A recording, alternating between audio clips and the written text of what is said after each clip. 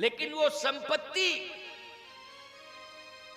विकास की परिकल्पना होती रहती है कि विकास करेंगे, संपत्ति से विकास करेंगे, लेकिन संस्कारों के अभाव में वो संपत्ति विनाश का कारण बन जाती है।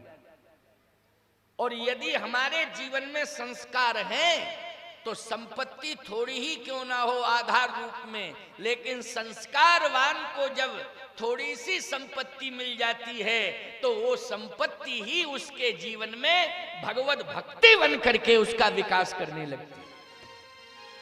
इसलिए आचारहीनम न पुनन्ति वेदा, आचारहीन मनुष्य को वेद स्वीकार नहीं करता है। इसलिए आचरणवान बनो, संस्कारी बनो।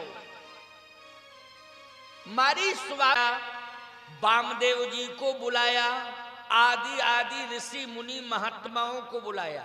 बोलो बुलाया कि नहीं? इसका मतलब क्या है? वशिष्ठ जी सम्मान देना जानते हैं, लेकिन विश्वामित्र जी महाराज कहते हैं हम तो स्वयं में ज्ञानी हैं, हमें किसी के सहयोग की आवश्यकता नहीं है, इसलिए हम तो स्वयं यज्ञ कर लेंगे। अच्छा ईमानदारी से बताओ, ज्ञान का अभिमान जिसके जीवन में आ जाता है निश्चित रूप से दोष उसके ऊपर हावी हो जाता है। बोलो दोष हावी हो जाता है कि नहीं? और जब दोष हावी हो जाता है जीवन में तो निश्चित रूप से अंतःकरण में भय व्याप्त हो जाता है। प्यारे, आज विश्वामित्र जी महाराज भयभीत हैं। अति मारीच सुवावें डरही, मारी सुवाऊ से डर रहे हैं। कहे यज्ञ तो हमारा सफल नहीं हो सकता है, लेकिन एक ही उपाय है कि मुझे अयोध्या जाना चाहिए।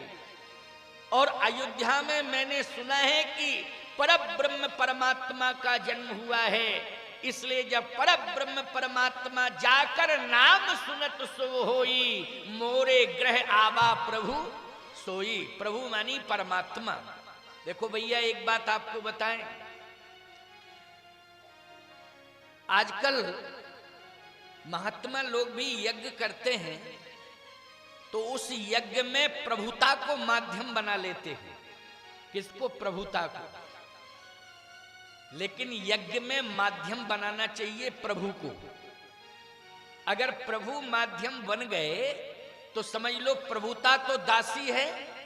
क्यों भाई, है कि नहीं? भगवान की दासी है प्रभुता। प्रभु की दासी कौन है? प्रभुता।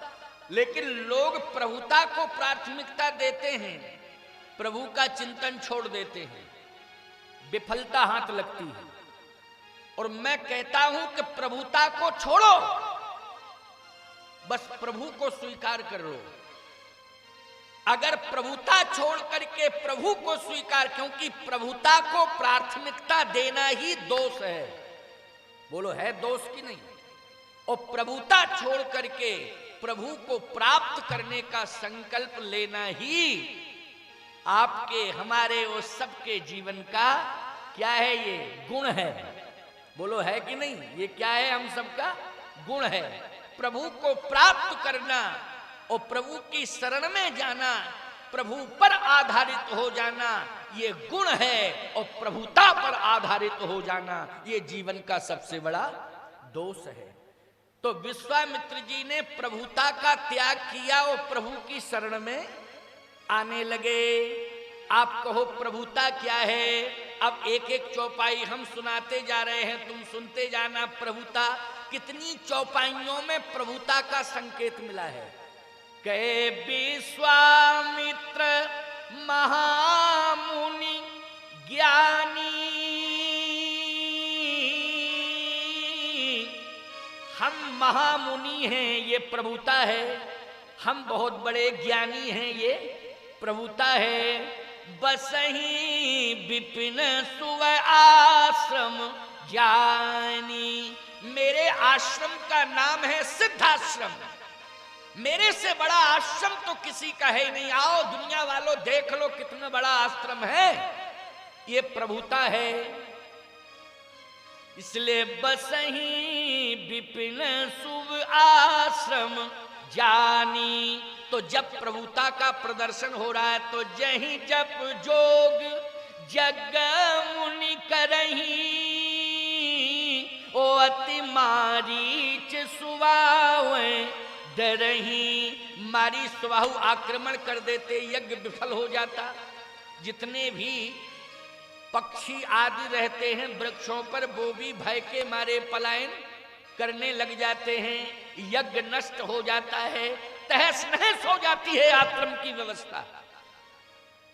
अब बैठे बैठे दुखी हैं, कहे क्या करें क्या ना करें। ये प्रभुता तो परेशान कर रही है, बोलो कर रही है कि नहीं। एक बात आपको बताएं, जितने बड़े बड़े आश्रम साधु संतों के बन गए, सरकार की निगाहें भी उन्हीं के ऊपर आ गई। बोलो आ गई कि नहीं आ गई।